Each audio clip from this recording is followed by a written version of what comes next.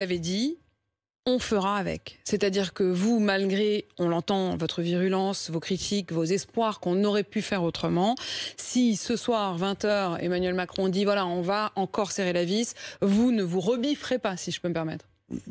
On est dans une société complexe quand même. Et donc je ne pense pas que les élus, leur devoir, c'est d'appeler à la désobéissance civile. Hein.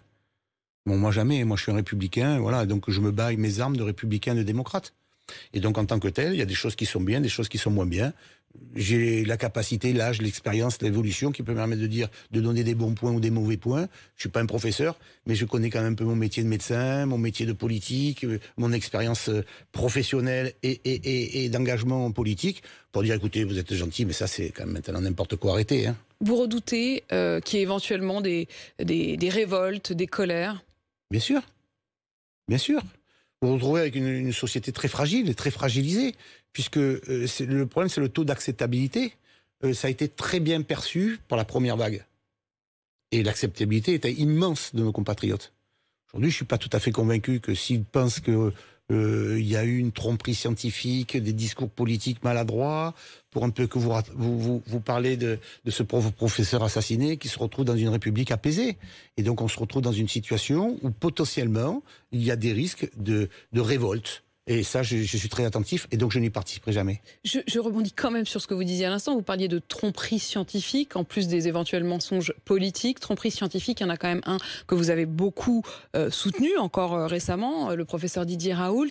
On n'a pas bien compris malgré tout s'il ne jouait pas à un jeu, en tout cas lui-même, par rapport au reste de la classe des médecins, quelqu'un comme Gilles Pialou qui était à votre place hier, quelqu'un comme Éric Côme qui à demi-mot disent qu'il a au fond attisé ses colères en élevant des doutes, en disant qu'il n'y aurait pas de seconde vague. Est-ce que là-dessus vous le regrettez? Non, je ne regrette rien.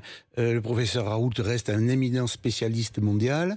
Il a écrit tout et donc on verra au fil du temps s'il a eu tort ou s'il a raison. Ce que je sais en tout cas, incontestablement, au-delà de sa personnalité qui laisse personne indifférent, hein, ça je reconnais que sa personnalité suscite, mais il a toujours été comme ça depuis qu'il est à la fac, donc vous le découvrez, mais moi je le connais depuis toujours.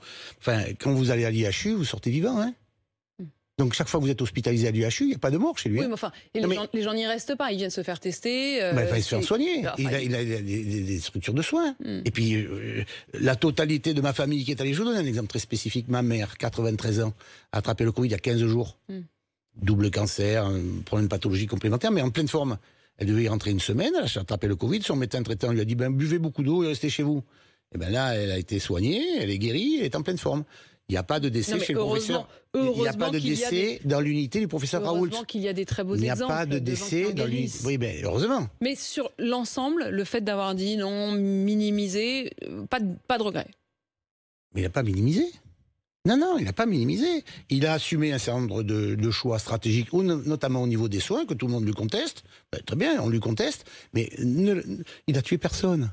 Alors les autres disent... Il a tué quelqu'un, je vous dis simplement qu'il y a un problème quand on dit qu'il n'y aura pas de deuxième vague ou quand on dit qu'on dramatise beaucoup. Vous le disiez vous-même, les chiffres ne sont pas bons. Ah, les chiffres, non, mais il y a une flambée, c'est incontestable. Ça, c'est incontestable. Enfin, quand on verra à la sortie le nombre de décès sur l'année, sachant qu'il y a grosso modo entre 550 000 et 650 000 décès à la fin de l'année, à la part du Covid ou non. Aujourd'hui, on a un problème de remplissage dans nos réanimations. Dans nos réanimations, est-ce qu'on arrête on arrête des opérations programmées, voilà. Est-ce que effectivement, et ça, le gouvernement peut pas l'accepter.